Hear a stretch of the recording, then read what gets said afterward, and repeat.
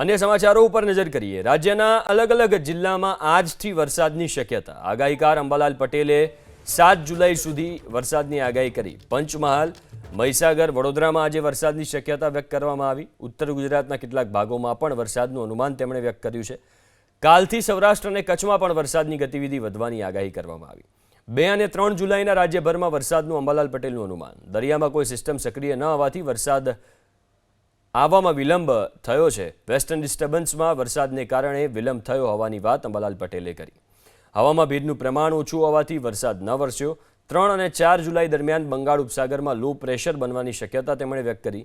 બંગાળના ઉપસાગરમાં deep depression સર્જાઈ શકે છે। બંગાળની ખાડીમાં સિસ્ટમ બનતા દક્ષિણ ગુજરાતના ભાગોમાં વરસાદ વરસશે। મધ્ય ગુજરાતના પંચમહાલના આસપાસના વિસ્તારમાં પણ વરસાદની શક્યતા। કોઈ ભાગમાં હળવો તો કોઈ ભાગમાં 4 થી 6 ઇંચ જેટલો વરસાદ વરસશે। મધ્ય ગુજરાતના કેટલાક ભાગોમાં જળબંબાકાર થવાની શક્યતા છે। બનાસકાંઠા, સાબરકાંઠા, અરવલ્લીના ભાગોમાં વરસાદની શક્યતા।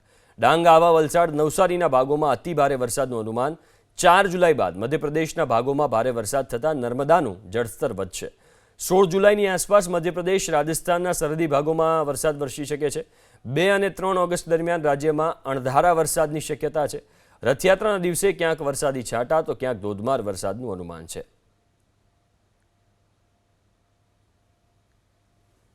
તારીખ 29-30 જૂનથી જ વરસાદ આવવાની શક્યતા રહેશે અને આજકાલમાં લગભગ પૂર્વ ગુજરાતના ભાગોમાં વરસાદ થવાની શક્યતા રહેશે, જેમાં પંચમહાલના ભાગો, આ ઉપરાંત કેટલાક વડોદરાના છૂટા છવાયા ભાગોમાં અને અન્ય બીજા ભાગોમાં વરસાદ થવાની શક્યતા રહેશે।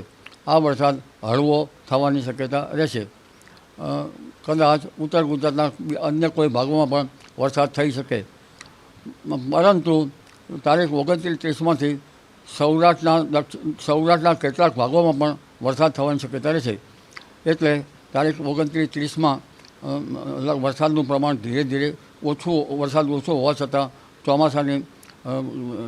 ચોમાસાના બીજા રાઉન્ડના પડઘમ વાગવાની શક્યતા રહેશે।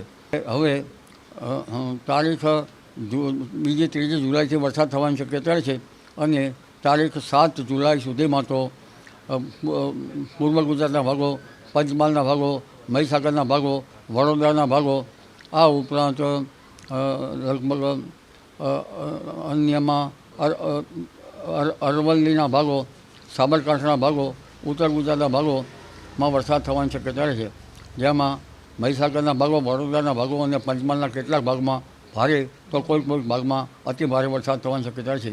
કેટલાક ભાગો જળબંબાકાર થઈ જવાની શક્યતા રહેશે, પરંતુ અષાઢી બીજની સમી સાંજની વીજળી થાય તો વરસાદ સારો આવે।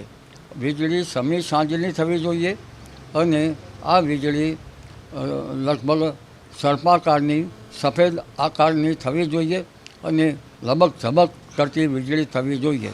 જો લાલ ભડકવાળી વીજળી થાય તો વાયુ ફૂંકાય અને વરસાદ બરાબર આવે નહીં। એટલે હવે ધીરે ધીરે વરસાદની શક્યતા વધી રહી છે।